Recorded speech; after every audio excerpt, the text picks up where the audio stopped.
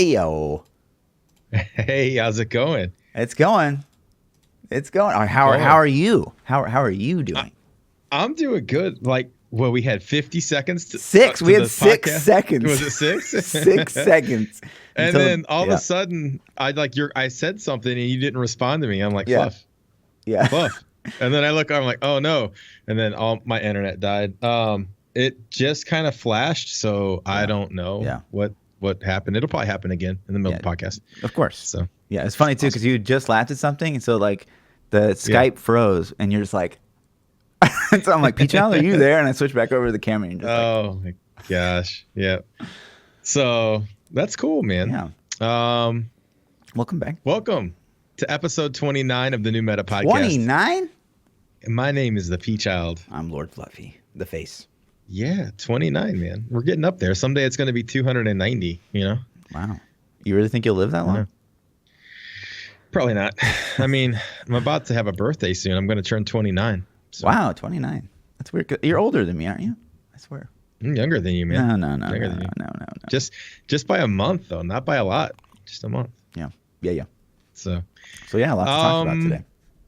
We got a lot to talk about. We had some PTR action this week. We did. Do we want to talk about the poll first, or we want to? Yeah, let's do it. So PTR action this week, 2.6.4. If you guys played it, or even if you didn't play it, I'm just curious to know what class do you guys want to play the most. So we have a straw poll. We can spam the straw poll in chat. Can we? Hopefully. Can we? You made it, so I don't have the, there we go. Here we go. Okay. All right. Straw poll is being spammed in the chat. If you're listening on YouTube, you can also look in the comment section below or the details below and get that poll as well. But yeah, I'm curious to see what you guys are going to play and what you're interested in playing. It doesn't have to be what you think is the most powerful, just what class draws you in the most. Monk already had 2 votes. Did you skew these results before? I did not. I did not. What the heck? How did it get the votes, man? Somebody is hacking. Did you vote just now? No, I haven't voted. Look, I would vote Monk. Get out of here, dude. Yeah, we're going to save that conversation, but we're going to hit that up. So, yeah, I guess we'll start with the PTR. If somehow you missed this news, I don't know where you've been for the last week, but 2.6.4 PTR launched, and we talked about the patch notes last week. We went over them. Let's just jump straight into the PTR launch. And I was super excited, man. I got up. I had to work on launch day. Me too. So I'm at work. Me too. And I am watching my daytime fellow streamers, and I'm like, oh, man, this is going to be juicy. Rip. And they are waiting and waiting and waiting and waiting and waiting.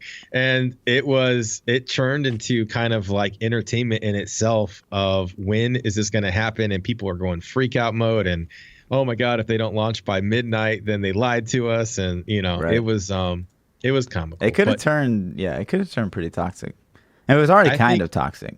But it was starting to get toxic by the time it went live, for sure. Yeah. I think they got it up in a perfect time for me personally, because I was able to get home from work and eat some dinner and log on and start streaming, and then it went live about 45 minutes after I did. So it was cool. PTR started up. It had issues. They had some issues. So big time.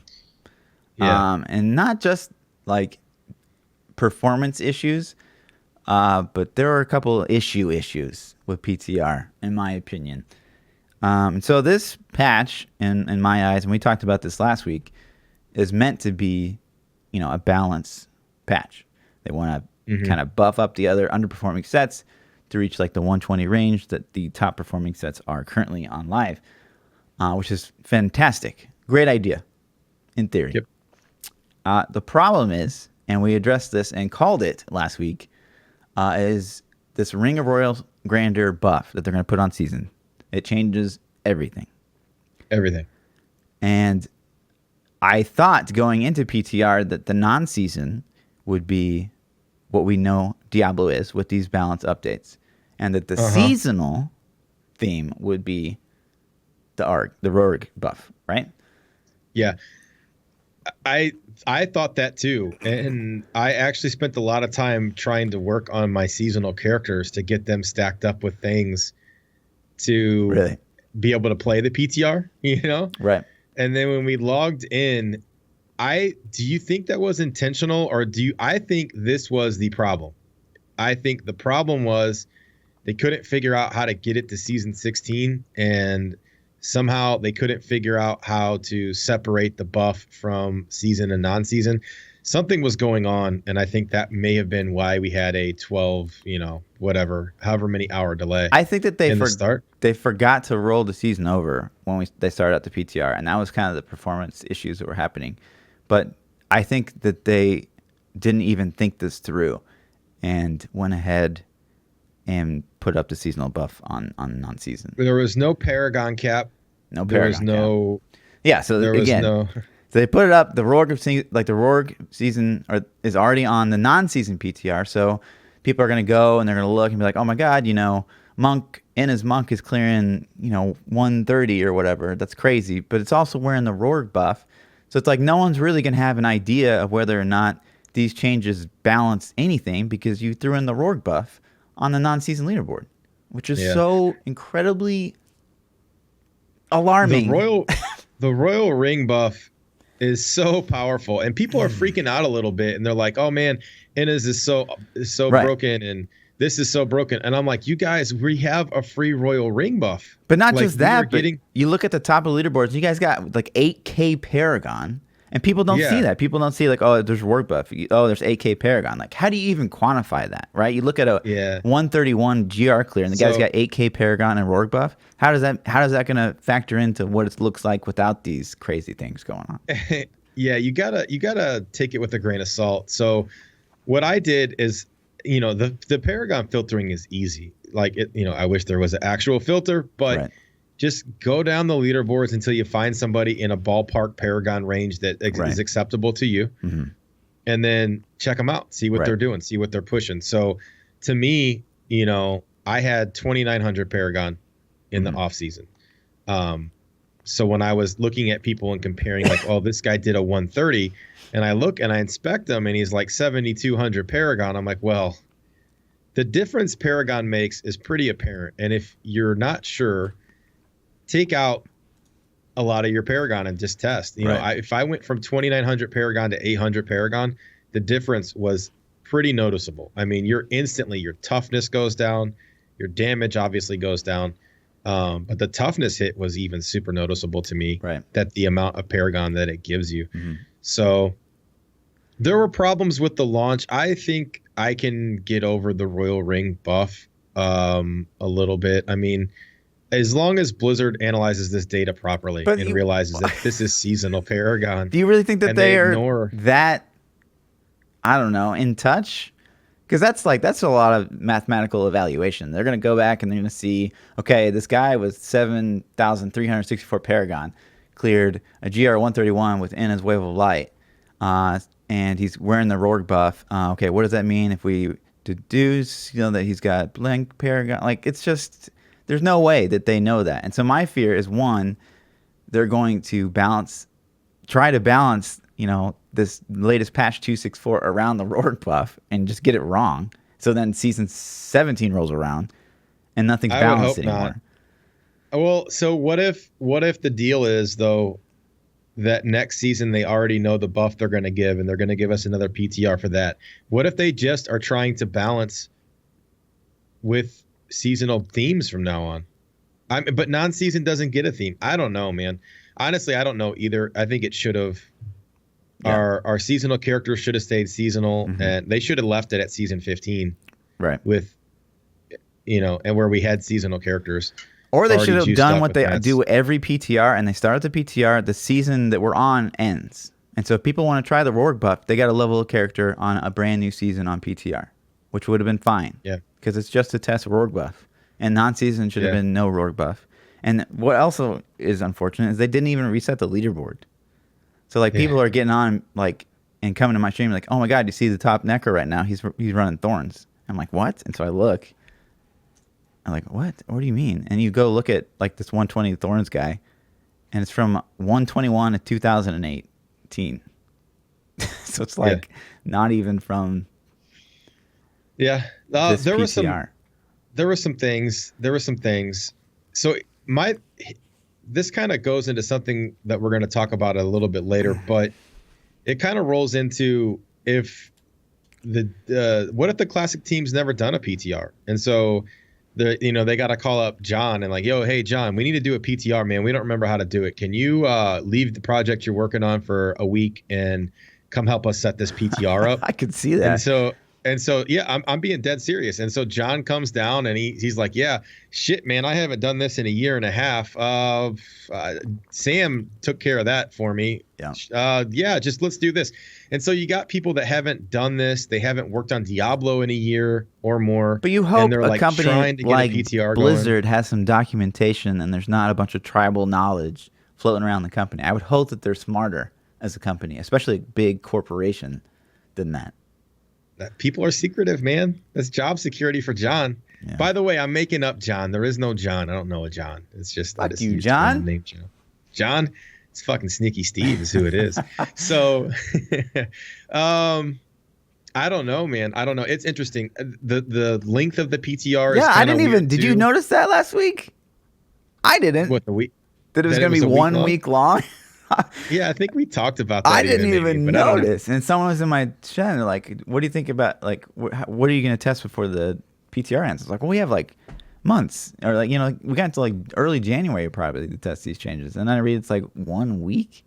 No, that's why I've been going so hard, man. I have been killing the PTR. Yep. I think we're going to get another one before season goes live. I really think so. If we don't, I don't know, man. There's still balance changes that need to be made, and I hope things don't get nerfed. But there are still sets that need to be tweaked and rebalanced. And you don't think anything should get nerfed? I personally don't. I like the juice, man. But it's hard to say. We've got Royal Ring buff, so yeah, like I'm okay with that.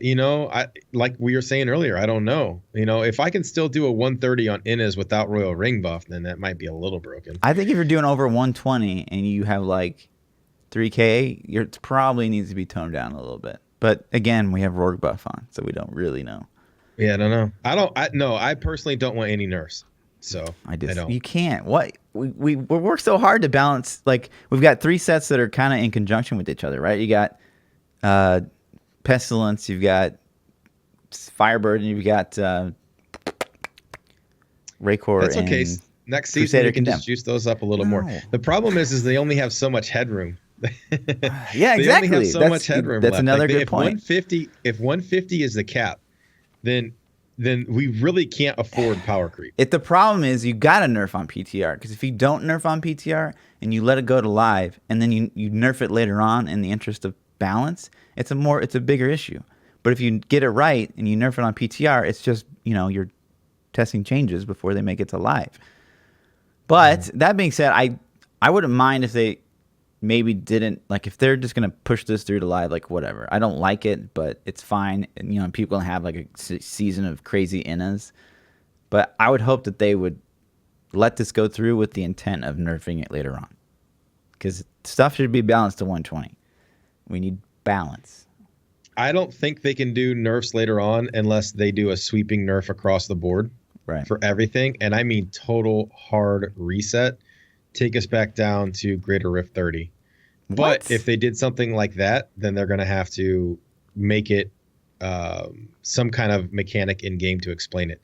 Torment levels aren't called torment levels anymore. They're called something else. And Greater Rifts are, I don't know. Because if 150 is the cap and it's like hard coded in the game engine, they can't go over 150. The servers can't handle it. The engine can't handle it. Whatever the case is, numbers are too big. Then we got to get some room back. If the game's going to have any life left, we only have 2 or 3 balance changes before we're out of cap room. Because power creep has to be in the game. Okay, but what you're saying is crazy. So you're saying like a stat squish over just increasing the GR level cap? That's insane. That would be what people want. If technology won't let them do it, if they can't raise it past 150 because of technology limitations, because the numbers are getting crazy. Because they're calculating trillions of damage a second, and it's easier to calculate 10 versus a trillion. Just like I don't know. And the numbers get crazy. Like you're looking at, first we're looking at millions of damage, then billions of damage. Now we're trillions of damage. Are we going to keep just driving that number up? Sure. So I don't know. I don't know. I'm not saying I want it to happen, but I think power creep is part of the game. Power creep has to be in the game at some point. It has to be. And if they don't have room for it, then what are we going to do? But here's the problem: is you're basically saying we should repeat season 1 through 5.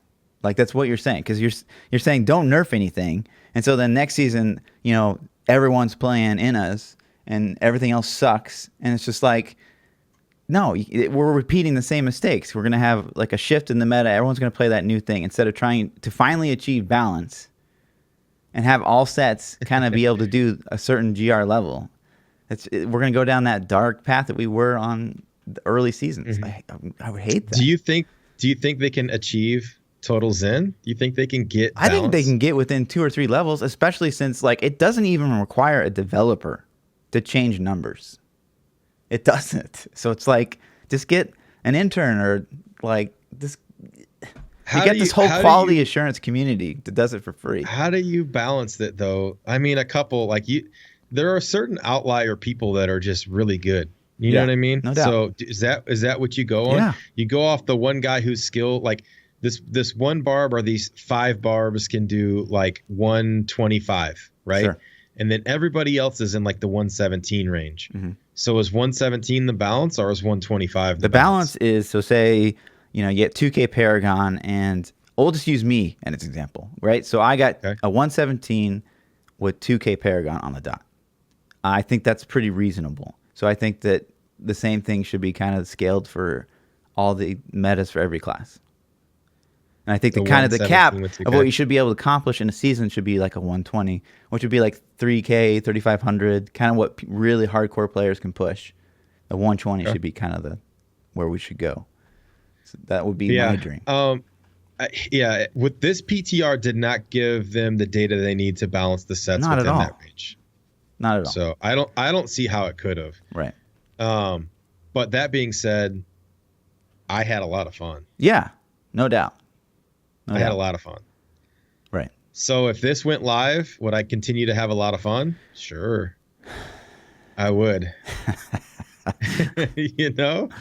It's gonna be fun now, but we're in it like 6 months from now. You'll be like, man, what are you playing on Monk? Well, fucking Inna's Wave of Light. It's like, that's kind of like a disclaimer that I've been saying all week is like, this is a lot of fun, and Inna's and Tal Rasha, like Tal Rasha's is the new Condemn, dude. It's like Tal Rasha's everything. Tal Rasha's Meteor, Firebird, Frozen Orb, Veer's Hybrid, EB Wizard. Like Tal Rasha's is like Condemn if you had options. Yeah. It's like Condemn. I mean, you're gonna everybody's gonna end up playing Tals, maybe Demo, but everyone's gonna play Inna's Wave of Light over Tal Rasha, 100%. But you're gonna be stuck in that hole, and that's okay for a season, maybe 2 seasons. But if we go a whole another year on patch 2.6.4, the game would be in a really, really, really, really bad state. Right. Like really, really bad state. Yeah. Anyways, but I don't think they can though. I think every season they're going to give us a new seasonal buff, and I think that in itself is like you got to do some rebalancing, some retooling.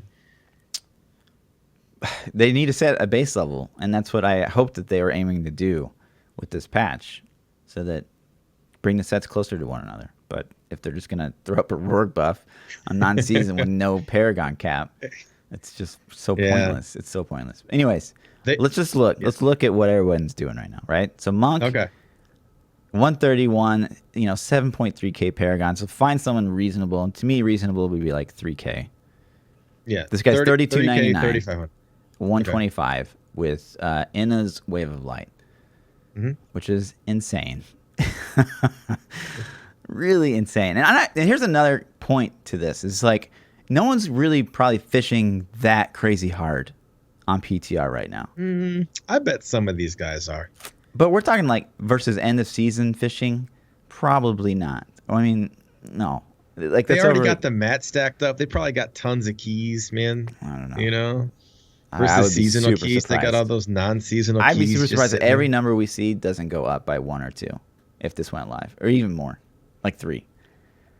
So, Yeah, I think play styles will go up too. People are going to get used to playing it. Exactly. Like there's a difference between playing it for one night or 2 nights and playing it for 3 months. Right. Like you just inherently memorize those cooldowns and what you can and can't fight and what you can and can't take. So, but yeah, so it's in a powerful spot. Yeah, for and sure. then you look at 124. There's a Juliana Inna's 7-sided strike hybrid, which is interesting.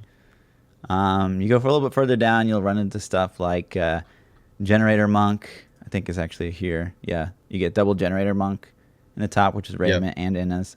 The trend here is everyone's using Inna's because it's probably a little bit overpowered. I think that did a 130. The Gen Monk did a 130. Yeah. Then there's regular Gen Monk in here somewhere. But yeah, it's insanely powerful. I wish they'd almost... What do you think about this? If they release PTR in phases and say only had like the Juliana buff that phase. So people would just be pushing Juliana to just really see what it can do. Because what happens is like everyone's like, oh my God, that guy got a 131. That's crazy. I'm going to try that build. And then they push with that. And then like everything else gets like deleted from the boards because everyone's like so hyped to try the new stuff. Or just put filters in where we can actually see the top 1,000. Yeah, that would be even better. Yeah. But yeah, Monk's crazy strong. I think Juliana. I don't have any data on a Juliana 6-piece in the top because it's just so hard to filter down. It's too hard to find. Yeah. You get tired of looking. Crusade it's Barb. Barb's not going as high as I thought they would with the double. I agree. Damage Raycor Hoda, but maybe people are tired of it. But look at the Paragon on that Raycor Hoda. Wasn't it like 7,200 or 70? This is a charge crazy. Barb. 126 charge barb. What was the Paragon? I can't see that. 7.8K, 126. The top two guys. 7.8K. You can probably do a 100 naked. Right. But let's find the highest 3K. So, Jesus, we got to scroll here, boys. 3,400 is Raycor Hoda at a 120. That's what they're already doing. So it's like there's no way this is like people aren't really fishing on Barb right now. Because Raycor got a 2 buff. There's no way you can't do like at least a 124 if you really fish. Yeah, I don't know. I don't know. I mean, I think you'd be surprised how hard these guys are probably fishing. I bet they're spending days. It's not going to be weeks. You know what I mean? But it'll be. They're putting some time in, I think. Sure. And they have the mats to put time in too. So. You also see some IK Hoda on the boards, which is interesting. Good for them. Whirlwind, I haven't seen like those 5 guys pop out of nowhere and knock out a 125 with the Whirlwind changes like I thought they would. Maybe I saw a couple on the first day of the season. I think I saw somebody do a 115, I thought, but that was like the very first night or second night. Looks like we got a Might of Earth, a 116 with 2K. It's pretty good. Yeah, that is really good, especially with 2K Paragon. For sure. But I don't see any Whirlwinds here. Anyways, Crusader.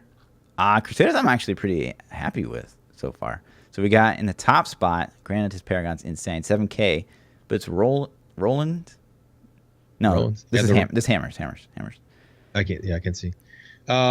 Hammerton and Rollins. I played both of those sets, man. They were fun. They were. I had a great time with them. I'd never played Rollins or Hammers until this last week.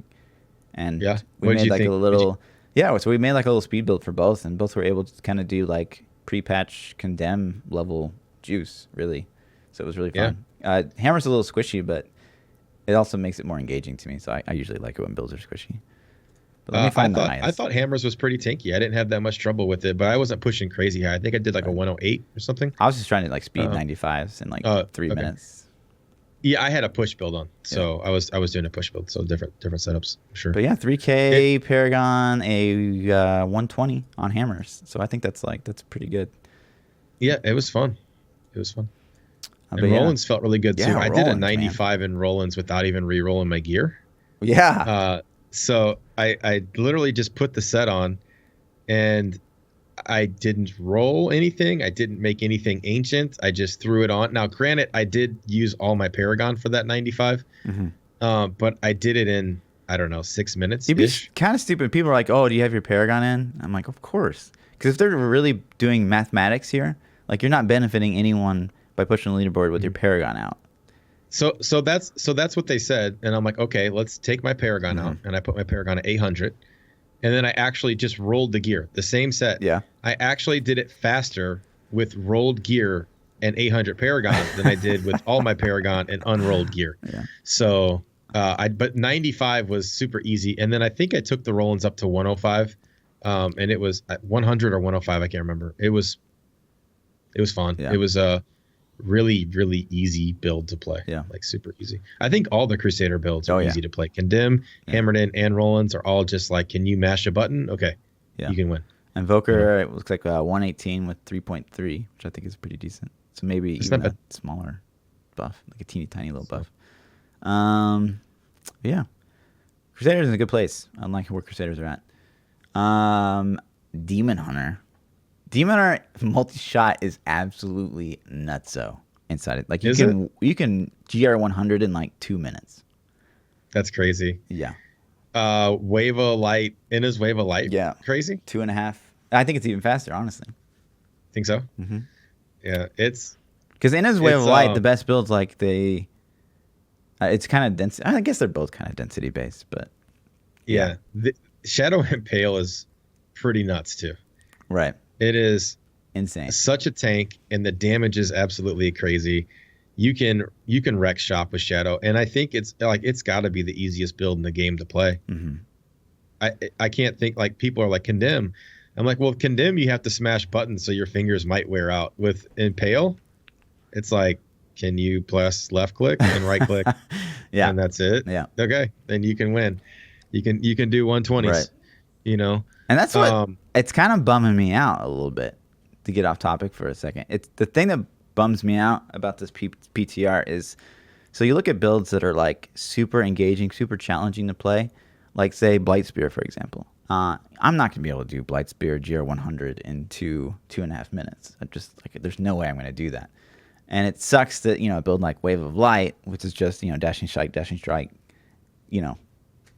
hit the bell, dashing strike. That it's unfortunate to me. I wish that there was a way in this game to reward, like maybe higher skill builds with more rewards, but whatever. That's just something that because playing Blightspear is like an art. Playing like Wave of Light is like, well, you're just kind of clicking a couple buttons. So that's the only thing that kind of gets me down about PTR. But I'm with you a little bit on that, and I think it goes like Gen Monk, for example. I played the Inna's Gen Monk build and tried to push on it too, and you actually had a lot of things to micromanage. Yeah, absolutely. Yeah, you had to micromanage a lot of things, and if you got really good at doing that, I think it would be really cool and really fun to play. But you definitely don't make that build and instantly like, okay, this is how you play it. Like you go in and you have to be like, oh, I gotta watch my convention cycle, cool. Oh, I gotta watch Cyclone Strike damage buff. I gotta watch my Shenlong weapons buffs. I gotta watch my spirit. I gotta watch like all of these things that you have to micromanage while not standing in derp and getting yourself killed. Right. That's a build that takes skill. So I'm with you on that. But unfortunately, I don't think that's going to end up being top tier. Even if you're really good at it, I think. Right. Inna's Wave of Light is probably going to be better. So. Yeah, we'll see. But Marauder seems to be maybe a little too powerful. M6, M4 or whatever. It's pretty good. Yep. I would hate to see them, because one of these two is going to have to get nerfed, because N6, M4 is it's too good right now. It's doing it's super powerful. Yeah, 125 at like 2,800 Paragon. That's quite a bit over that cap that we just talked about. Yeah. So hopefully, I mean, of the two, Marauder should get it, the nerf, not Natalia. But it sucks that we don't see like any. How can you really? That's one of those things it's gonna be an issue, right? It's like, how can we buff Natalia to buff just Natalia without buffing? Yeah, that's Marauder? One of those things that's kind of like a LON buff. Right. These hybrid sets get tricky. Yeah. And that kind of goes, like Wizard is the Veer set is garbage. Right. But you can engineer this reverse Veer set that does all of its damage outside of Veers. You go into the Veers Archon, get your stacks. When you come out, then that's when you do all your damage. Right. So it's like a reverse build. Well, you can't buff and make Veers Archon good in the current state, because then you're just buffing the reverse build even more. So there are some fundamental skills and abilities that need to be tweaked or adjusted. Like Archon, for example, needs something. Like when you go to Archon form, you need a damage multiplier on that buffs, so that way it's rewarded to play that style properly. There was a really powerful like season like 9 when I was on PTR. Like you could play like a melee Veers. Man, that was so much fun. Like you're melee Archon and you're just like yeah. That's the one where you would just like get the big groups and punch the ground, right? I remember that. Yeah, that was fun. But it all went off the Manald heal. So again, you're just waiting for RNG procs. Yeah. We have a 3500 Paragon with straight Marauder doing a 125 as well. So I think it's pretty clear that of the two sets, the Marauder is the one that should get hit. You've got Impale up here. What's the smallest Impale, I wonder? 3600, 123. So performing really damn well. But this was the Rogue buff. So that's tricky. It's good, man. Yeah, multi-shot, I think it has like a 118, which is pretty good. See, that's what... So say they nerf Innas just a little bit, like they probably should. Like, Marauder's probably still not going to be able to do a 120 plus, so Marauder's going to sneak under the radar and be the speed god of next season. Like... or not Marauder, sorry. Multi-shot. Multi-shot. It could. Yeah. It could. Yeah, for sure. But there's no way to get around that, though. Yeah. Just the way multi-shots build. Yeah. Like, you either have to nerf it to where it can't be a viable push build, or you have to let it just be you can't nerf it. Yeah. Big nuts T13, And it's the same for Wave of Light, too. Like, it doesn't matter what they do to Wave of Light. As long as it can kill things on T13, it's going to be amazing, So. And let's look at Necro. Really shifted up the meta. I actually got on immediately. I pushed with Trag just to see if, like, okay, it was a clear. So what I did, my experiment was I did, like, just jumped in, did a 116 on Pestilence to see how it felt, and then immediately switched into the Blood Lancer 116. And the freaking Pestilence felt like a million times better. So it's still like, it's not going to shift it back to Bloodlance, which is a positive thing because no one likes that. Let's spend a second talking about Necro and the supposed Inarius buff. Yeah. That anytime you say Necro didn't get buffed, then people are like, yes, it did. It got jumped up in PTR. It didn't. So what are your thoughts on this? Because so I'm not, a Necro expert. Let's hear what you're saying. I feel like I'm somewhat of a Necro expert. I went in and I tried Poison Scythe because with the Rourke buff, it adds some pretty interesting configuration changes to Poison Scythe. So I immediately jumped into like a 105. Did that no problem. Then I jumped up to like a 110, which is kind of what we fished before the Inarius buff, and it didn't go well. So I was like, well, this doesn't really feel like it got a buff at all. And so then I was like, well, the only way really I'm going to find this out is I play Corpsemancer because I played a ton of Corpsemancer. And so I could get on Corpsemancer. And Corpsemancer before I could do like speed 85s. So I got on, did speed 85, and I stepped it up to 90 and couldn't do it. So it's like there's just no way Inarius got a buff. Because if Inarius got double damage, I would have been able to shit on that 90. Right. So I don't know. I wonder, because it was excluded from the PTR notes. Right. And then you don't feel like it got buffed. I do not. I wonder if it did get buffed, it obviously wasn't enough.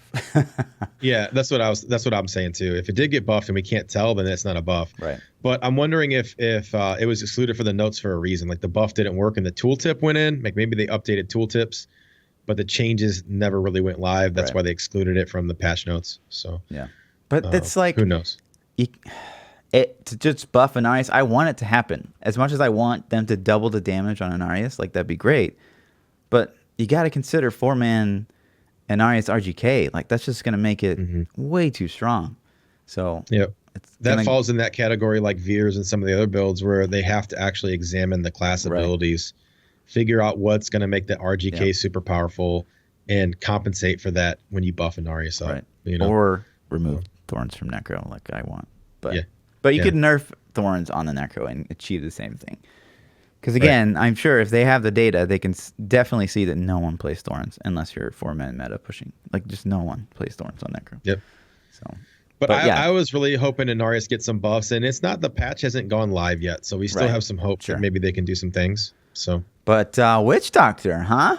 All right, all right, Witch Doctors, go buddies. How about it, man? How about that Witch Doctor? So let's find the lowest reasonable one. So 3,700 Paragon and 122 with Jade. Jade feels really good, actually. It's powerful, man. I had never really super powerful. Dumped a ton of time in Jade. And Me either. We were able to get on and immediately jump into it and like speed 90s, 95s, which I in 3 minutes, which I like didn't even think would ever be possible on a Witch Doctor. So yeah, Jade feels really, really good. And then we went on. It was interesting to play. Like me not being a Jade player, it was like I never really played it. I jumped in the first rift. I'm like trying to set up these big Nova bombs, these big poison bombs, you know, with the Spirit Barrage. Mm-hmm. And then I'm hitting it. It's like, oh, that didn't feel as good as I hoped it would. Right. And then it took me a little bit to realize, you know, I can just kind of spam Spirit Barrage and things die really fast. Right. You know, so it was interesting getting the playstyle down, but it felt good, man. Mm-hmm. I think I ended up doing a 105 on a Jade in roughly 6 to 7 minutes. So it's pretty decently fast. Let's see. When there's a Lawn, 6K Paragon though, but Lawn Spirit Barrage is on the boards, so 121. And I saw Iraq Firebats was like a 122 before the guy that did it kind of replaced his own push on Jade. So that's in a good spot. Helltooth sitting at like a 120 or 118, I think, which is good. But man, I put together Helltooth Garg. You want to talk about a sleeper, boring build. Oh my God. You just run around, try to stay alive while you cast the curse on the ground or whatever. I forget what it's called Death now. Wall. Death Wall, yeah. And then you just stay alive. You just literally run for your life the whole time. I had never played it, and I was like, "This is am I playing this right? Like, am I playing?" It felt like I was doing something wrong. I kind of feel that way about Necro in general, though. None of and this is totally an opinion and a personal. Yeah, that's what I meant. Yeah. No, Witch Doctor. Sorry. I feel like all of the Witch Doctor builds don't draw me in. They're not something I gravitate to. And I know all the Witch Doctor fans out there are going to hate me for saying that. But it's just the class just doesn't appeal to me. I'm glad it's there for you guys that like it, but a couple things. Like one thing, and it's more redundant on a Witch Doctor than I feel about other things. And I know you're probably going to feel the same way. But when sets share the same exact build, man, is that not the worst feeling in the world? Yeah, they should be completely unique, and play style should vary. Exactly. It's like that with so many. Right. So you got Zuni Garg and Helltooth Garg. You got Helltooth Firebats and Arachar Firebats. You got, Wave of Light Monk with Innas and Wave of Light Monk with Sun Wuku. You've got they feel the exact same too. Right. I mean, there's like no difference in playstyle. You got Firebird Meteor now that it's Talrasha Meteor. You've got Pestilence Necro and this Corpse Lance and Tragul's Corpse Lance Necro. Like, plus you got what Veers can do. Not Veers. DMO. Delseers can do. What if they change? And this just popped in my head. What if they change sets to where sets give you abilities? Or make them more specific. Yeah, you just make. What if when you put on the Rathma set, you can summon skeletal mages? Sure. And without it, you can summon no mages at all. No archers. No, you know what I mean? Yeah, I think that's a long term. Like that would require some dev effort. I think the short term is like they should just like some of these flat damage multipliers. They should just. Like Arachar, for example, should be more the Firebat set than Helltooth. Helltooth should just take Firebats off of its 6-piece set bonus. That would be the easy fix. And then nothing shares, even though it could, and it would be as strong. Like, this is not fun. And it's funny, too, because I was playing the Witch Doctor, and we tried to make, like, the really fun build from Season 3 happen again, where it was, like, Firewall and, like, Acid Cloud. And it could do, like, 70, but it was, like, just playing that GR70 was like so much more fun than anything I played on a Witch Doctor. And it's funny too, because I was sitting in town and we were trying to make like Zombie Charger build happen, and we were like showing off the runes for Zombie Charger, and there's people in chat, they're like, "Oh my god, like what skill was that? That was the coolest skill I've ever seen." And like they got zombies where they climb on each other and like fall over, and it's like, why isn't there a build on that? You know, it's like, damn, they did all this crazy animation work and like it's never been used ever. It's a shame. Right. It's a total shame. Yeah, that art, whoever designed the art's pissed. Yeah. So at least it's in a better place. Witch Doctor's in a way better spot. Yeah, Witch Doctor is in a great spot. If you gravitate towards Witch Doctor playstyle and you love it, then you are in a great spot because Jade is powerful. Yeah, Jade feels good. Jade feels good. Everything else is buffed and it's better. Good. But Jade feels really good. And then you look at Wizard, our old boy Wizards. 8K parry on 130, which isn't crazy. What's the lowest here? 3K. Wow, 3K 126 with Tal Rasha. Is this Star Pack? No, just Meteor Shower. Tal Rasha Meteor. That's Meteor. That's just the Tal Rasha Meteor build. And this build's tanky as F. Yeah. You just stand there and hold left click. That's one of my favorite builds in the game, like of all time. It always has been. Like I love that build. So yeah. I mean, Tal Rasha Frozen Orb feels really, really good. Does it? For speed. It's like speed 95. Did you get to play any demo Frozen Orb at all? I didn't. I meant to, but you can make that speed happen too. But yeah, Rio, the wizard that pops in our stream all the time, he was able to do a 120 on that. So yeah, it's in a good spot, I think. Yep, it is. Tal, I think, probably needs a little Wizard's nerf. in a great spot. Tal needs a little nerf, I think. No. What do you mean? 126, 2K? That's way too powerful. Tal Rasha needs to be pulled back. It's way out of that number range that we were talking about. We got that Royal Ring buff though too, man. You gotta take that into account. 6 GR level because of Rory buff. Come on. Yeah, I think it could give you a 6 GR level, even more on classes like you wear. Let me look at that guy again. Yeah. So yeah, Meteor Shower. So the Roar lets you wear Endless Walk. It lets Endless Walk, man. That's big. Yeah, true. Or just COE, really. Yeah, that's super big. I mean, but yeah, COE is it's big. Like, you could put Unity on in place of that COE and just be a monster tank too. Right. I mean, there's so many different combos you can run. But last season, you're not going to find any Endless Walk. It's always COE, Halo of Karini, and I don't even know what the last set is. Yeah. I mean, it's good. It's really good. And Wizard is by far and away, it's impossible to find anything but Tal Rasha Meteor. Like I could look for this board for like an hour without a leaderboard filter. I'm never going to find anything else. So, but the crazy thing is though, is I think Demo Frozen Orb could potentially overtake all that. You think? And nobody's playing it. Demo Frozen Orb did a 125 in the current live retail version of the game. What, non-season? Yeah, pretty sure it's a non-season. So it's like what, 5K? But probably.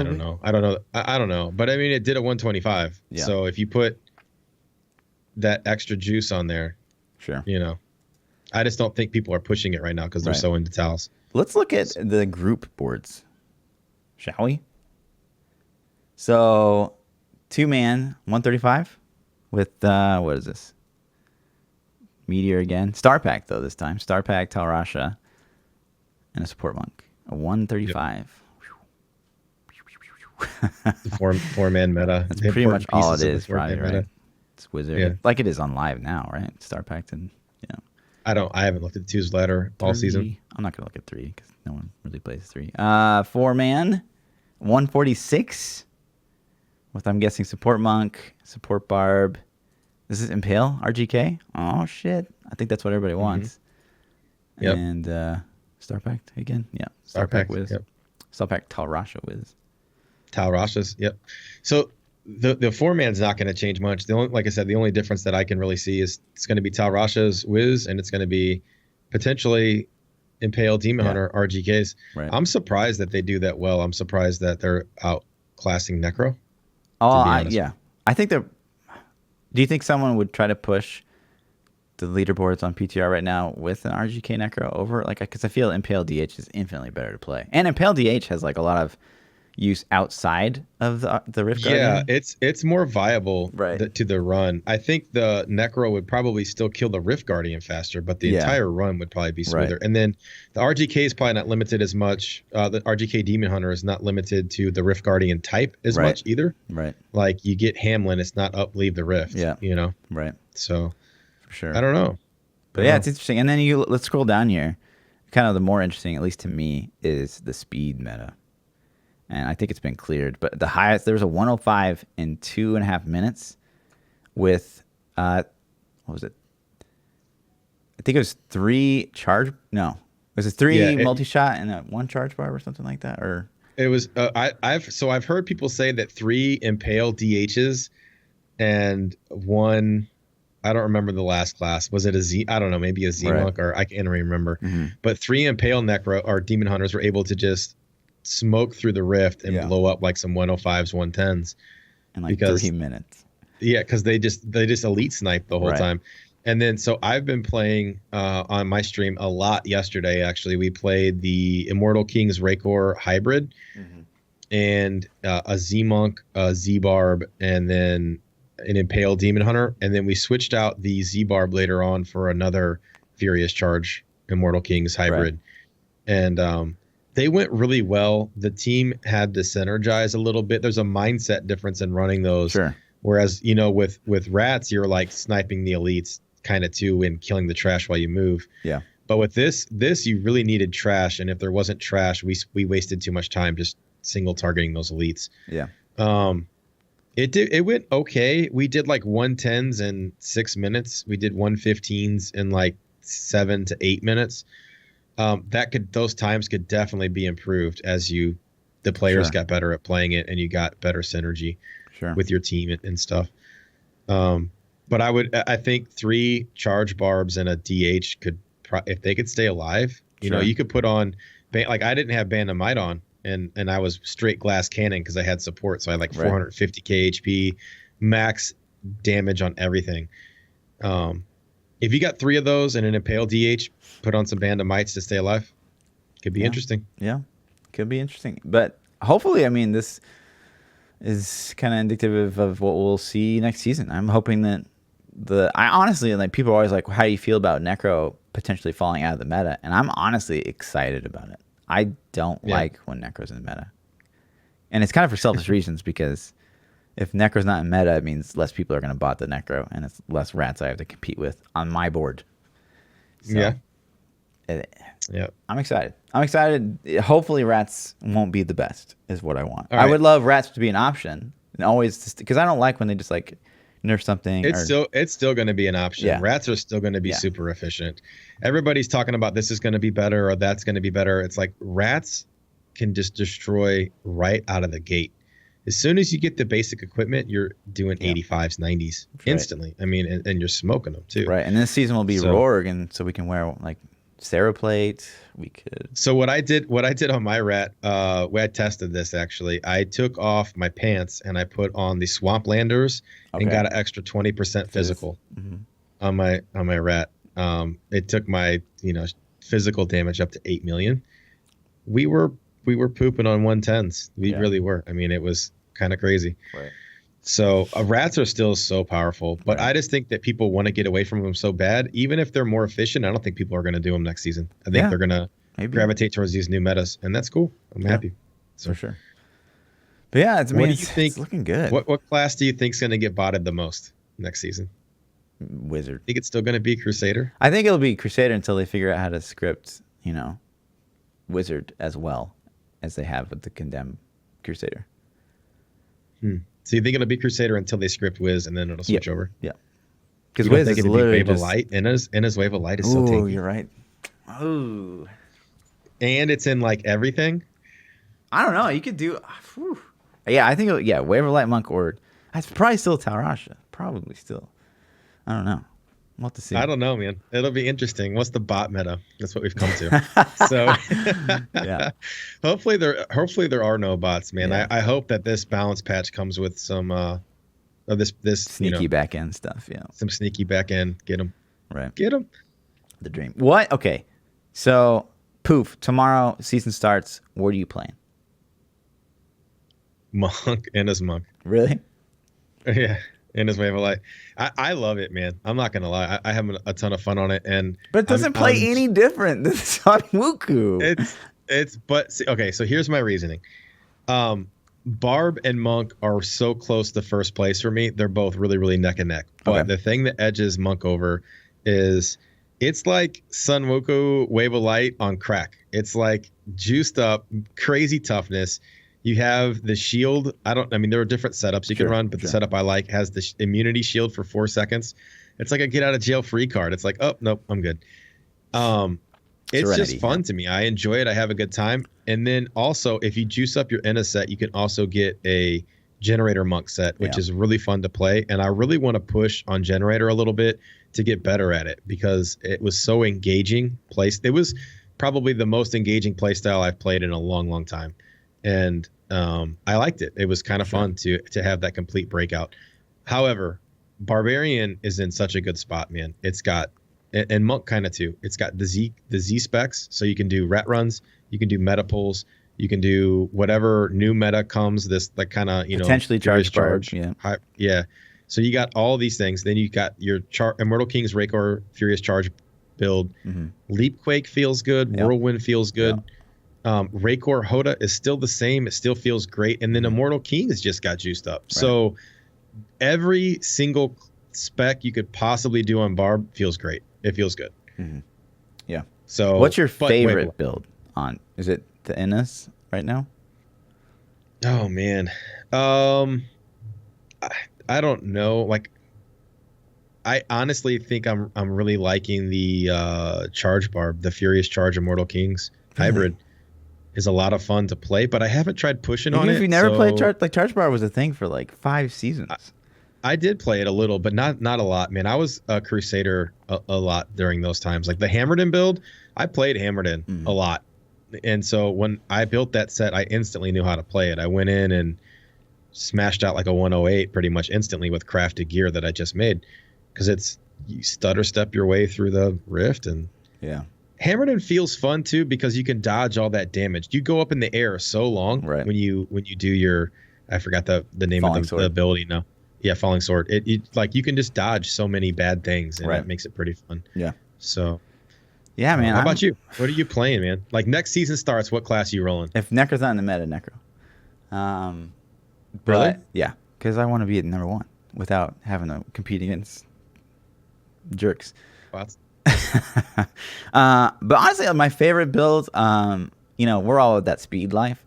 So every class we've kind of tested, like, what's the best for speed? And so far, my results is obviously Inna's Wave of Light is stupid good. Yeah. Demon Hunter, stupid good too. Demon Hunter multi-shot, stupid good. I actually like Frozen Orb Talrasha better than Talrasha Meteor for speed. Talrasha Meteor, if you get like a really nice open map with a ton of mobs, it's going to do really, really fast. But Frozen Orb's just more consistent. With Witch Doctor Jade, I think is the speed go-to beast. And then Necro's the same. What else? What have we have left? Crusader is really fun. I think it'll still be condemned, but like you can make a pretty decent hammer speed. You can make a pretty decent rolling speed. So at least you have options. With no buffs to condemn, the Captain America Shield Toss build doesn't really get any buffs. Right. So it makes me wonder if I could potentially maybe this season put together a LON build. Yeah, that's what for I think. A hammered. I was actually surprised we didn't see any Lon Blessed Shield because people really loved that on the last PTR, like season 11. Yeah. I would love to try to get some kind of LON Blessed Shield build just because I love the build. I think it's fun to play. I don't even care if it's top tier. I just want something that can destroy T13s relatively fast, and I think it'd be fun to play. Right. And then Barb, Charge Barb was kind of like the top. So what are you playing? You're gonna do Necro if it's not in the meta, and then if it is, then what? What are you playing? Meta doesn't change. We just get Star Packed Tau. All right, go. There's gonna be so You're many. Gonna play Necro. There's gonna be so many people to compete with Wizard. If nothing changed, like Wizard Frozen Orb would be really fun. I really enjoyed that build. But there'd be so many people playing Wizard that they'd probably end up botting it. So I think if nothing changed, I don't know, man. Say it. Witch Doctor. I don't like Barbarian sounds fun, but I've done so much Charge Barb in my life, like that just doesn't sound.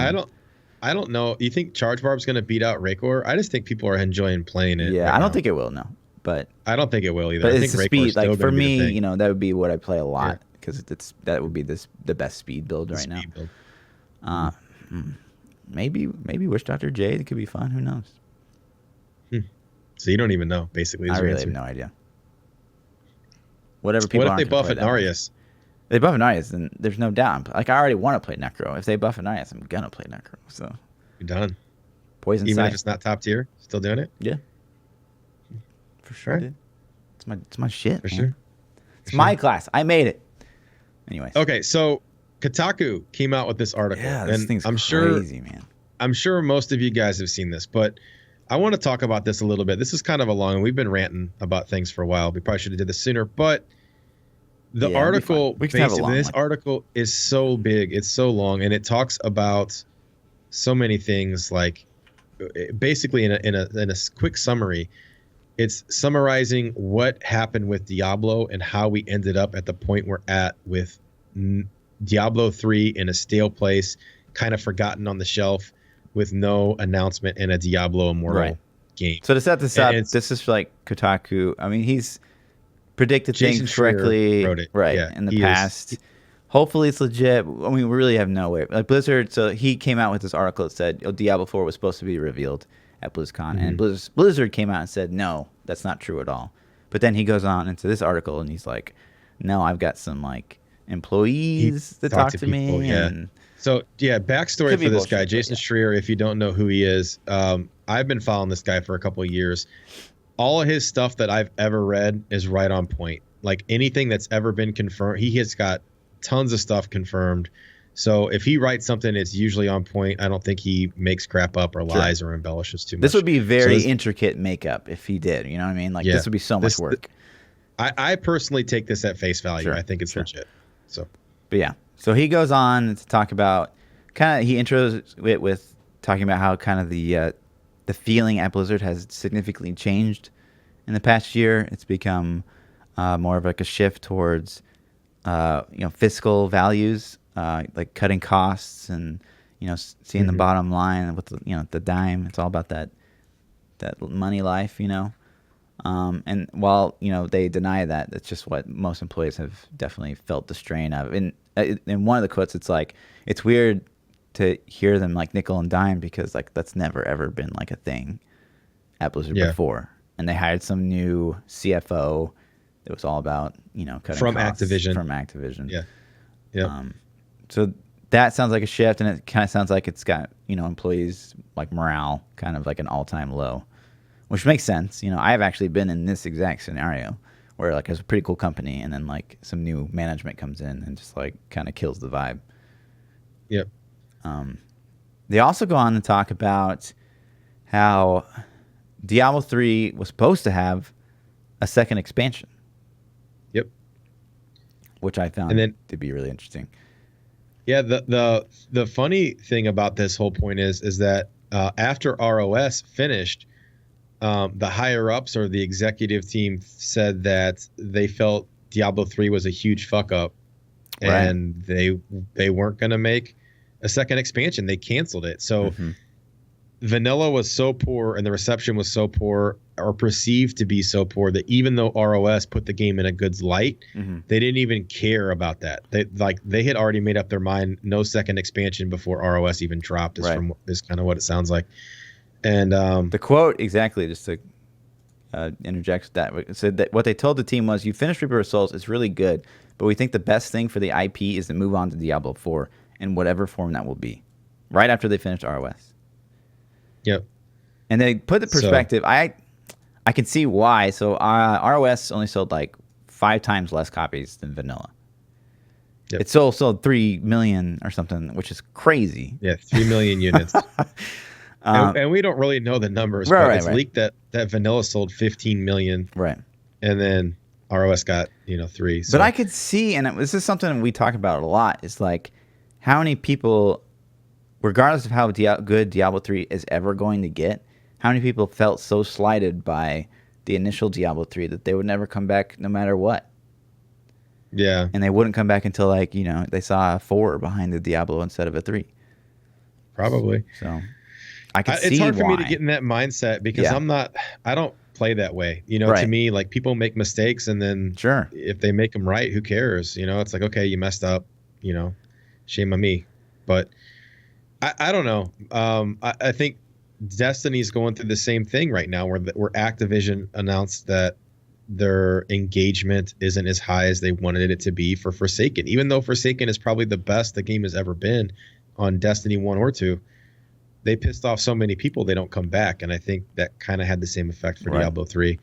Although I think had they put out a second expansion, I think it probably would have done extremely well because I think ROS was in a good spot, and the hype they could have made from another expansion probably could have got people back. Right.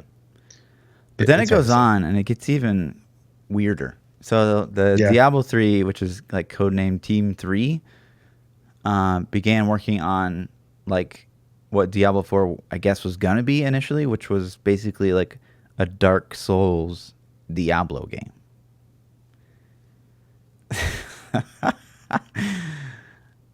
I don't know. How do you feel about that, man? I think that kind of makes me like glad it didn't come to light. Okay, I'm mixed on this because one thing is like, so I think they made the right call by being like, whoa, like this shouldn't be the Diablo 4 because it should still be Diablo, right?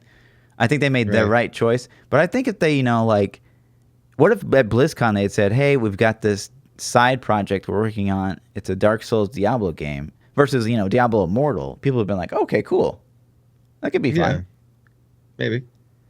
Right? And I think without an isometric, people are going to lose their minds. But But it could have been fun. And my other thing is like, so they scrapped this project altogether, and we talked about this last week, is Blizzard just being like, well, fuck it, like let's just dump all this work that we did, and it's just like just finish it out, and like it'll be like a little side game. Like people might like it. Maybe it was complete booty though. I mean, we don't know. It could have been, sure. They could have had some lazy devs on the team. Team 3, which is the Diablo team. Maybe they started having smoke breaks for lunch and stuff, and they were just putting out crap, getting paychecks. We don't know. But it goes on, right? And so Project Hades eventually gets canceled, and it's probably the right choice. Again, I'd like to see that scrapped, but I would like to see what they were doing. Right. Yeah. But so, and then they take half of that team Hades, and they start putting them on what they call Team Fenris. I don't even know if I'm saying that right. Fenris. Yeah. It's like some mythological wolf or something. Yeah. Which is going to be Diablo 4. And they take the other half and they say that they go on to make the Necropack. And I don't know about you, but I always felt that the Necropack was the salvaged Diablo 2 expansion. So this is the part of the article that's like, well, is that what happened? Maybe. But did you see what they said in the article? How it took them a couple months to make it? Did it say that? I didn't hear that. Yeah, it says that in the article. It says over the course of a couple months created the Necropack.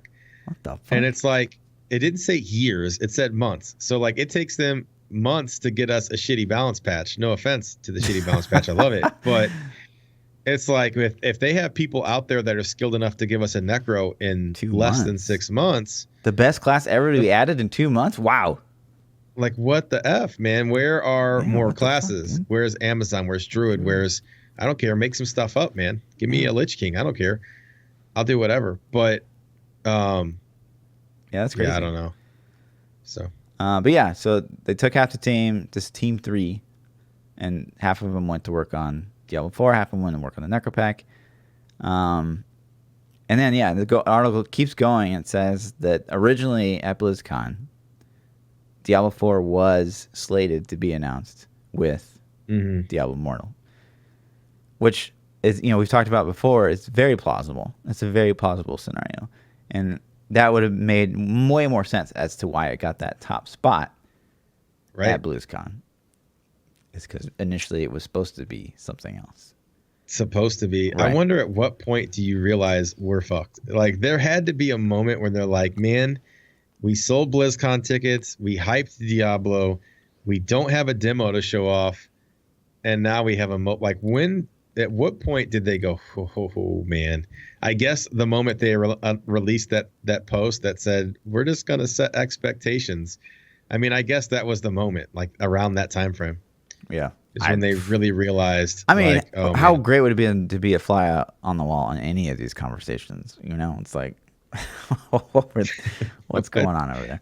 What are you guys doing? But it goes on to say that they didn't announce it basically because maybe they didn't have a demo, and they don't want to announce something unless it's like really far along in development because they don't want to like quote kind of repeat the mistake that Titan was. They have this terrible Titan project looming, is what they said. I think looming. Yeah, obviously Titan looms over all of us. And to me, it's like Is that really how that went down? I remember like Titan being hyped up, and then like they canceled it. I don't remember there being this huge, crazy backlash about it. Like, who cares? In my opinion, Yeah. like we got Overwatch from some of the assets Right. became Overwatch assets, and Overwatch is amazing. So Arguably their most successful game, right? It's like, how can yeah, you look at Titan as a failure? I don't even know I don't understand that whole we can't make a mistake mentality, but Yeah, that's crazy. I don't know. We've talked about that, Right. so it's just nuts, man. Right. But then it keeps going, and it says, you know, the Alan Adham, our boy, my favorite BlizzCon employee, our Blizzard employee, said he came back because he left for like 12 years or something. So he came back to Blizzard, and he takes over what's called the incubation team, which is kind of a team in charge of making mobile games out of all of Blizzard's IPs. Yep. Which is gross. And you know, he pulls Wyatt Chang from Diablo 3, and that's why we haven't really seen Wyatt Chang since like 2-3 years ago, because he's been working on this incubation team for Diablo. But it's funny too, because in this article, when they asked the employees about it, they basically said Diablo Immortal essentially exists because we heard that China really wants it. And quote, it is really for China. Yeah, I mean that makes sense to me. It isn't it though? No, it does make sense. It's just like, wow. It's a money move, man. Right. It's a money move, and I think we've all kind of assumed that from day one. Right. Which is just crazy. Yeah. But I think that one of the things that concerns me here, and I wanted to get your take on this, as the biggest concerning thing out of all of this, one of the biggest concerning things out of all of this to me, is it says Team 3 is working on Diablo 4. Because Team 3 is the team that made Diablo 3. Is half of the Rise of Reaper of Souls expansion. Yeah. Which is it's half of the Reaper of Souls. Right. So we got half the team left making our new game. No, because I think they got, after they had finished working on, because half of them went to this new project incubator or whatever it was. No, half of them went to the Necro Pack, and half of them went to Diablo 4. I would assume after they're done with the Necro Pack, they went back to Diablo 4. Oh, they went back, you think? Yeah, maybe. Probably. I don't know, man. It's interesting to see what we're going to get. I wish this guy got some more leaks. Yeah. I've had people that I don't know how credible they are tell me that, I got a buddy that works at Blizzard, or I got a cousin that works at Blizzard or whatever. And they have basically confirmed this article as well. They're like, hey, I talked to my buddy and he said pretty much everything in the article is spot on. You know what I mean? Yeah. So I don't know those leaks. They're not super, I've never gotten anything super juicy out of these guys. So it's probably not even real. But it's interesting. I mean, it could be. You never know. But somebody's got to know somebody. How do you feel about that? So Diablo the Team 3 is working on Diablo 4, the team that made us Diablo 3. How do you feel about that? I don't know, man. Diablo 3 launched pretty poorly. Yeah. Era 37, real money auction house. Loot itemization and drop choices that I don't agree with. It's also the team that made ROS. So ROS, they came in, they fixed a bunch of things. ROS still has some pretty big flaws too, though. Yeah. I don't know, man. Yeah. I don't know. It makes me. I'm okay with it, I guess, because I think people can learn from mistakes. Sure. You know what I mean? Yeah, maybe. What do you think? I don't know. I'm a little concerned. I wonder how much of that team is still like the original team, and how much of like fresh blood they've gotten on that team, because obviously some really, really poor decisions were made as far as like gameplay goes. So I don't know. I'm of the opinion that the people that worked on Diablo 3, not that they're bad, it's just they didn't have a really good grasp on what the community wanted, and really how to make a good Diablo game. So yeah, my concern is that they'll just mess it up again. But at the Yeah. same time, they took what Diablo 3 was and made it better. So maybe they've learned, like what you said. So I don't know. Blizzard's got some really talented people that work Sure. for them. I would be okay if they bring in people, you know, right? If they can bring some of that skill from other teams and some of that knowledge from other teams, and really make Diablo amazing, then I'm all about it. And what would be really cool is if they brought in say they brought in some of us Diablo 3 streamers, and maybe they brought in some of the most well-known Diablo 2 streamers or content creators or just players in general, and then maybe even brought in some high-end PoE players, and was like, hey man, what are the things that really keep you coming back day after day? What is that? And maybe try to capture some of that knowledge and stuff like that. That would be really cool. But of course they're never going to do that. They're going to think that they know best and just go with that. I think that would be awesome. I think and that's something that I've talked about is Destiny did that with the community summit, and they got a lot of ideas from it, and they continue to do that now. They're still flying their content creators or YouTubers or streamers, their community, their Reddit guys. It's not just one facet of entertainment, it's everything, to try to get, and then some of their big figureheads that maybe these guys that are pushing the high leaderboards, those would be targets for them. Say, hey, you're always consistently top echelon in the game. Right. We'd like to get some of your feedback and think. I think that's awesome, man. I think that's a gateway. And then not only that, what it does is let's just say, for example, they picked you and they're like, hey, Fluff, we're working on Diablo 4. We want to get some feedback. We're going to fly you out, whatever. Right.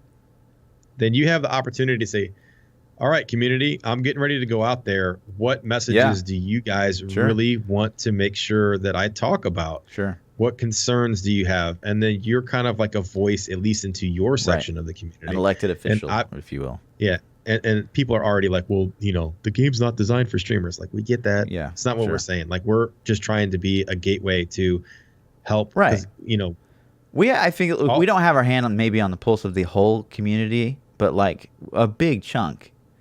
We're definitely more connected than probably most of, if not all of the developers are.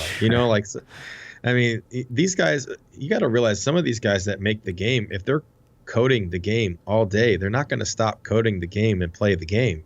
They're like, I want to go play Breath of the Wild. I want to go play GTA and just, punch old ladies. I don't know what you like to do, but Pokemon Go is what it sounds like. Yeah. I mean, they're like, Pokemon Go apparently. So, it'd be interesting. I think that's a great idea, and I hope that someday we get that opportunity. But it's a fine line too. We as the community, not just me. I think it's a fine line too, because I think Halo 5 did this, where they brought former pro players back in house to try to make their game as competitive as they could. But I think the problem with that was is that the Halo people that were invited were so excited for the opportunity that it kind of maybe filtered their input. Yeah. You think that it filtered them so they would get invited again in the future? Right. So I would hope that, whoever they invite is not afraid to... They're not a shill, is what you're saying. Right. Yeah. Chat is blowing up and saying Pam. Yeah, they should definitely... They should totally invite Pam, should definitely get Pam. Punchy, on the community summit. Punchy, punchy, punchy. It's like a new sound effect when Wave of Light flashes. Punchy, punchy, punchy. Oh my gosh. Yeah, for sure. That's a good idea. Yeah. But that was a whole... I mean, that article is definitely worth the read if you are a fan of Diablo. It's cool. And then not only that, I think it's such an insight as to all the shit that can go wrong and screw your game up, Yeah. There's so many influences that just can ruin it, can wreck it. And it's so easy. And I think money, it always boils down to money, Blizzard's been in this thing where they could just spend. And then now Activision's like, hold on a little bit. Right. Yeah. Let's switch gears slightly. Oh, go ahead. I was going to say, let's switch gears slightly and let's talk about, let's lighten the mood slightly. Let's pull up that Wendy's post.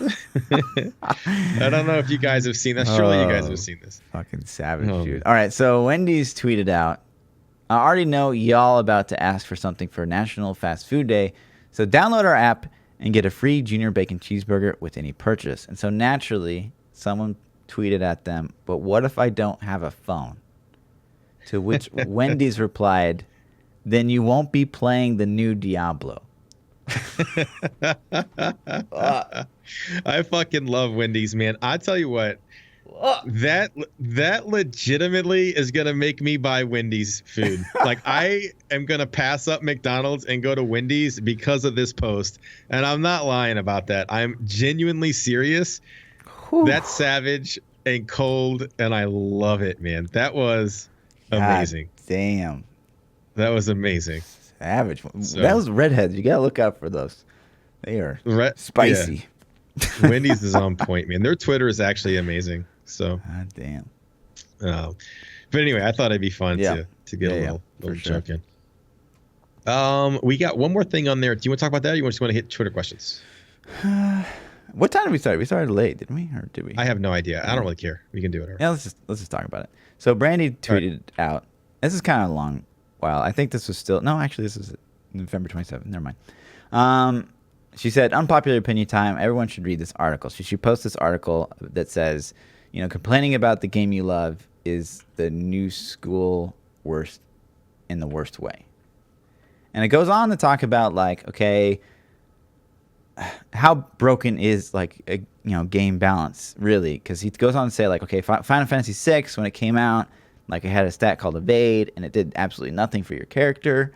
But Final Fantasy VI is widely regarded as this great game. And, Super Smash Brothers has these kind of bugs that have become quirks that people have accepted. And people, he says you used to go to arcades and you would just pump cores in a game that you knew was just bad. Had crazy imbalances. One shot mechanics in the last boss, but you're still super enjoying it. So I can see what he's saying in the article. What did you think about it? Did you have a chance to read it? I did. I read the majority of it. I don't know if I agree with all his points. I think he has some points that are valid and some points that are pretty no, I don't think so. Right. I think that I'm just going to talk about that whole concept in general. It's the new school to complain about things. I think that's just what the internet has become. You know, I think that YouTube and Reddit and a prime example is this. If you go read the comments from our last podcast, they are absolutely hilarious, man. It's everything from "you guys are so awesome" to "you're fat, you should go kill yourself." Yeah, you know what I mean? Sure. So, I'm sorry I posted that, by the way. I knew it was you. Mm-hmm. So I think that the new, I think the squeaky wheel has always been there. I think the squeaky wheel just has a bigger megaphone now with Reddit and Twitter. For sure. I think game balance is impossible to achieve at some point. I don't think any game can ever do it. Right. There is no paper, rock, scissors. And here's where I stand. Okay. So you look at a game like Diablo. It's kind of like a shift in what players should expect. So you have this kind of what Diablo is based around is this leaderboard where you would hope that there is a balance. And I think the problem and why people get so upset at Diablo 3 is that the means for balance is so in your face because they're literally showing you the numbers. You know what I mean? So it's you hit for 3,300 damage %. And it's well, then you go into a rift and maybe that season Lashing Tail Kick is doing super, super well. Probably needs a nerf. And I think, as a normal player, everyone knows the solution. And to see it not get implemented is it's this big slap in the face in this age of information, especially when you present us with the clear and cut solution. So I think it's tricky in a game like Diablo because as a community, we're always going to kind of see the way the game I feel should go. And I think it kind of comes back to a little bit on the developers too of a pride thing.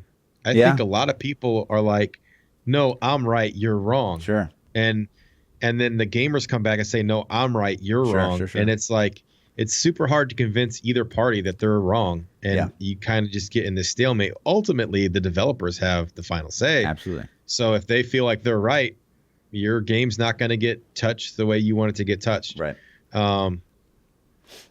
I don't know, man. I kind of agree with some of the points, though. I think that more and more common now. People are complaining, and it's becoming the new thing to complain.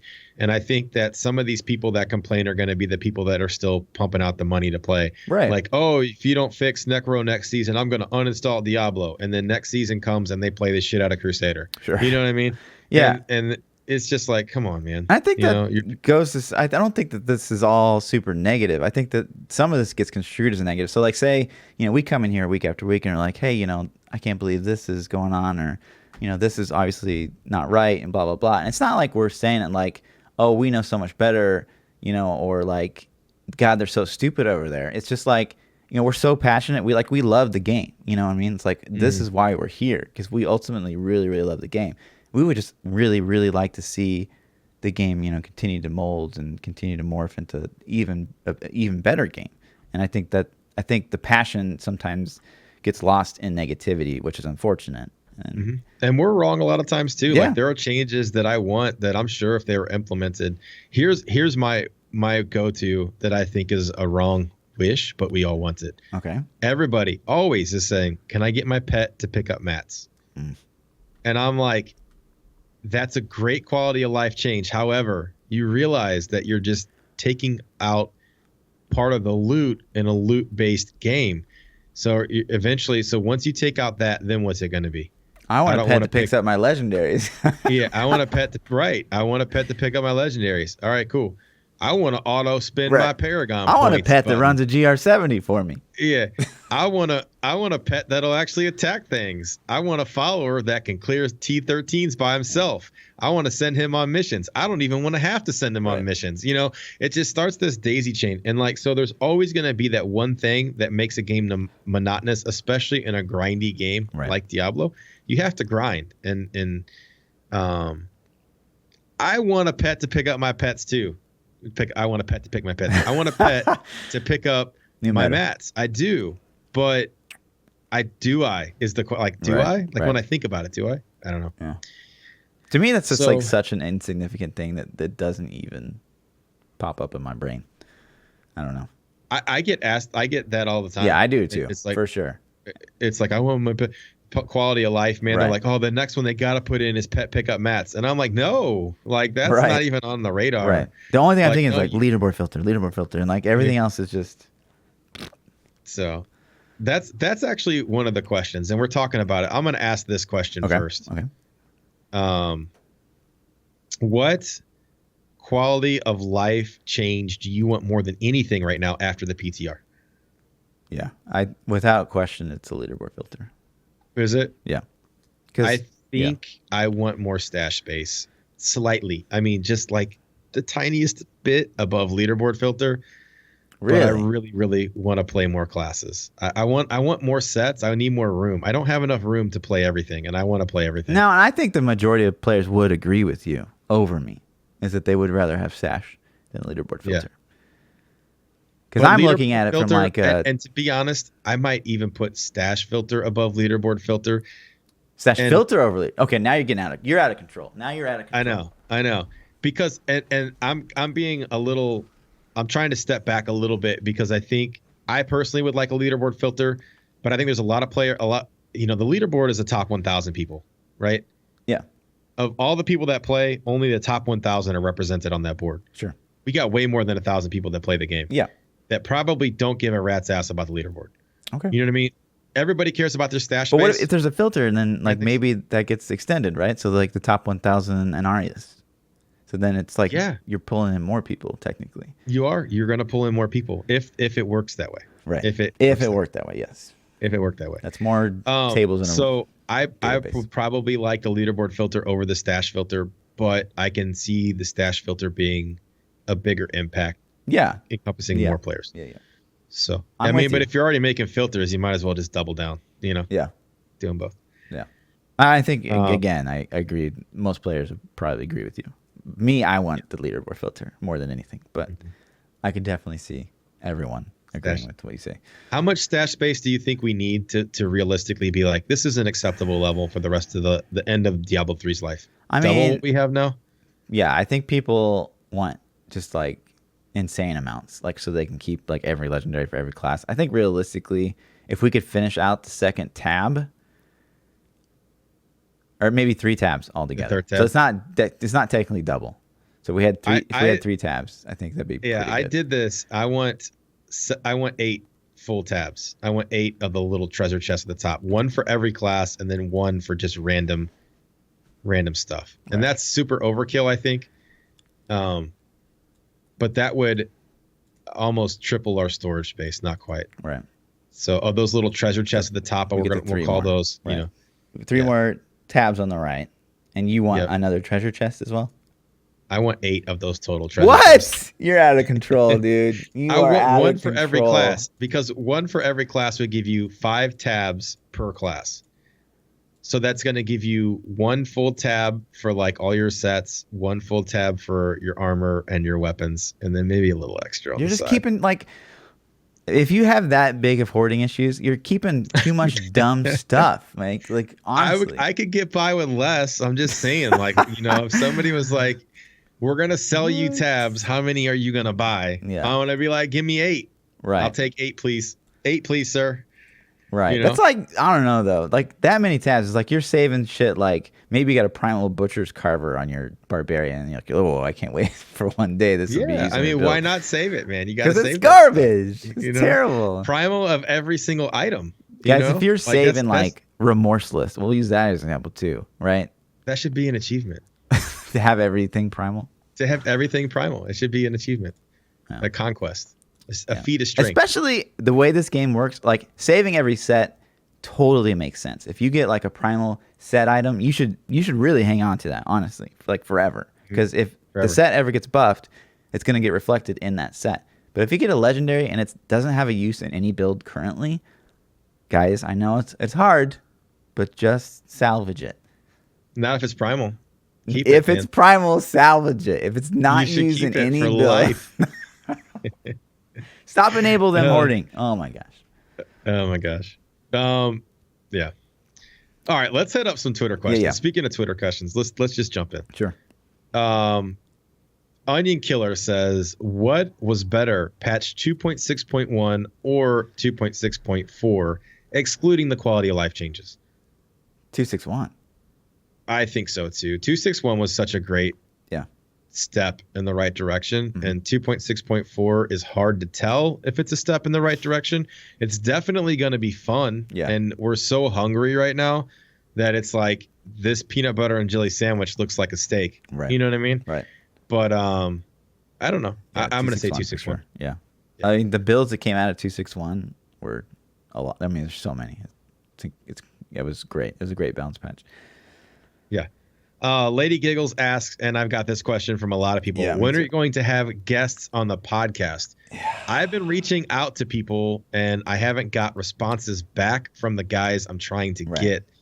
We also haven't really figured out our technology circle yet. I think we might have an idea for that. Right. But I don't know. I've been debating having the community reach out to people for me as well. I figure if they get spammed, they might like, oh, okay. But that could be really bad too. Sure. I'm not really sure how to do it. But just have me reach out, the face of Diablo. Maybe I should be doing that. Maybe you should be doing it. I don't know. Like, hey, Boo Guy here. Boo Guy.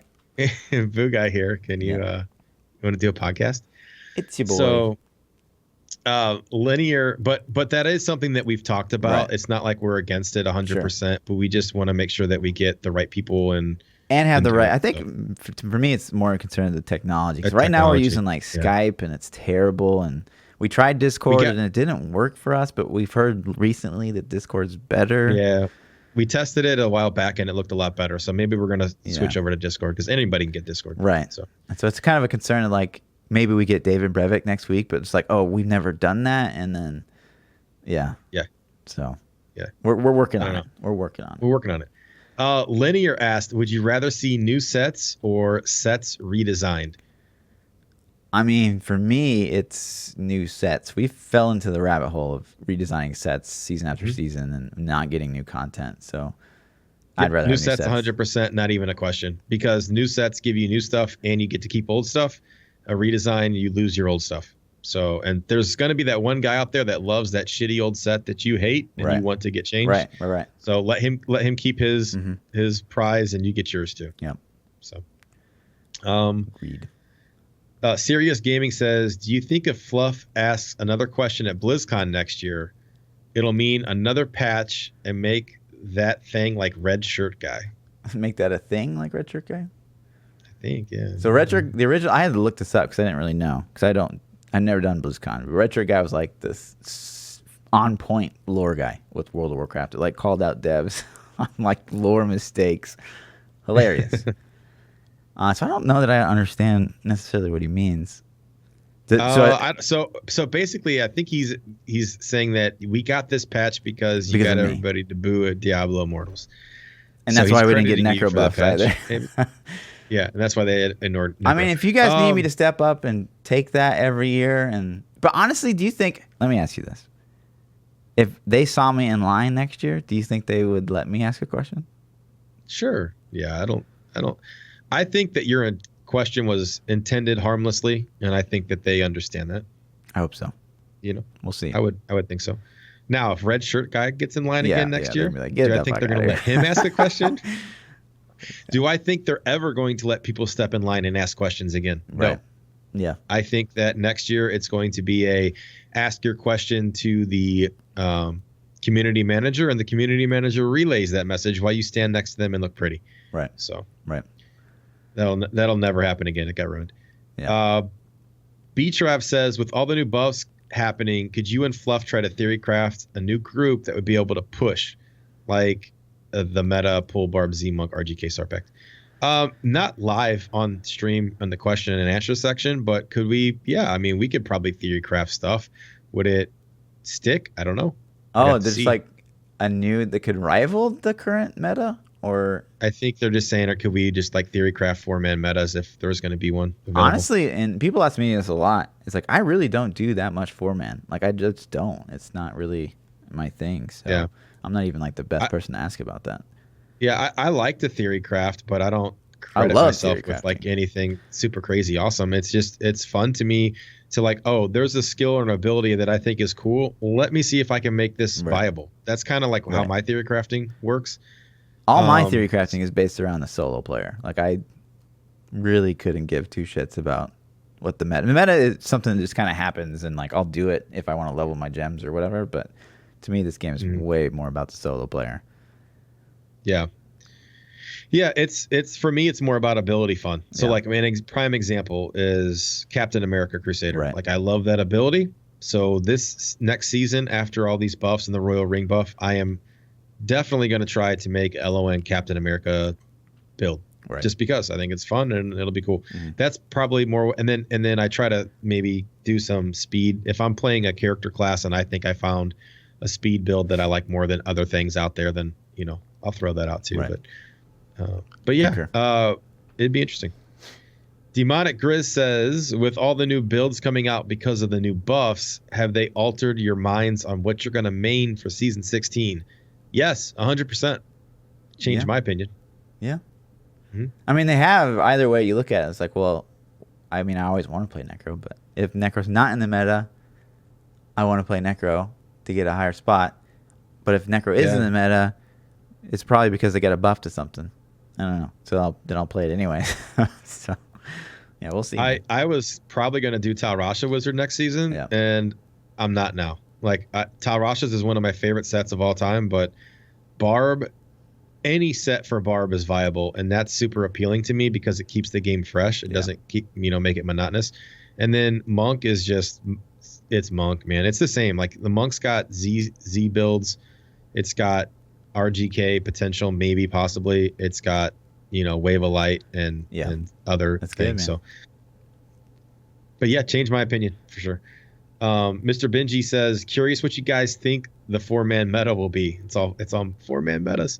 Yeah. I mean, I think it's the exact same as it is now. I think it's going to be Tal Rasha Star Pact, the same Barb and Z Monk, and then maybe possibly DH RGK, but I'm not sure about that it yet, could man. still be Thorns. It just depends. I don't know. I think Necro's still going to be juice. It's like what we said earlier. It's like, obviously the Impale DH can do way more throughout the Rift and is not as fishy for the RG, But the sheer amount of damage that the Necro can do to the RG. The Necro could. I don't see how a Demon Hunter could kill the RG as fast as a Necro. Right. But it's more consistent and it helps more on elites for sure. So I think that's why tough. people will take it. Right. But yeah, I don't know. But it's going to be that variant though. I mean, 3 of the classes I think are locked in. I think you're locked in with Pull Barb, Z-Monk, Tal Rasha Wizard. Well, ultimately, 2 of the classes will always probably be locked in. The support Barb and the support Monk. Support Barb and Z-Monk, yeah. Unless somebody can out-heal a Z-Monk or somebody can out-mitigate damage than a Barb. So. And group shit together, yeah. And group, yeah. So, but yep. And then Dirty says, consumable idea. Primal consumable that allows you to enchant a second stat on an ancient/primal item. Make drop rate less than the Ralamandi's cube that you so you have to be selective, making a bad primal drops palatable. Second stat? Oh, you can. Oh yeah, it's like primal dust. This is what we're saying. So you pick like. Well, I think what he's trying to do. Yeah, he's saying lets you reroll a second time. So like, let's say you get. Yeah. And then let's say you're playing like Condemned Crusader. And you keep that stat, and then you can reforge a different stat a second time. Yeah, that's kind of what we talked about with Primal Dust doing as well. Yeah, so like the hammer that we saw in that quality of life doc from forever ago. Yeah, man. I mean, that's cool. I don't think you should be able to use it on an ancient item because then you would have a perfectly rolled ancient pretty quick. I mean, your first one would probably be like, all right, done. I don't know. I don't know. I'm okay with it, I guess. I want it. Like low drop rate. One of the things I really, really like about PoE is kind of like the consumable system. And I think, if it were super, super rare, I'm all for it. The problem is in Diablo 3, if it's just a time grind, there's very clear indicators of who that benefits the most. Yep. Modders, huh? Yeah. So yeah, I mean, I would like it, even if it did benefit, botters. I would still like it because it still benefits me. It just sucks that botters are in the game. Yeah. But yeah, that's all we had. So I'm with you. I think that the consumable idea is a good idea. I don't like time gates either. Maybe make a way to make it earnable. Sure. What if it was earnable? Like a Hadrig's gift kind of thing? Yeah. Like what if you had to what if you only got like 3 a season or something? Yeah, like so what if you did like a 90 solo and you got 1? And then a 100 solo, you got another one. God damn. And then a 110, you got a third one. And that's it. Then boom, done. Oh.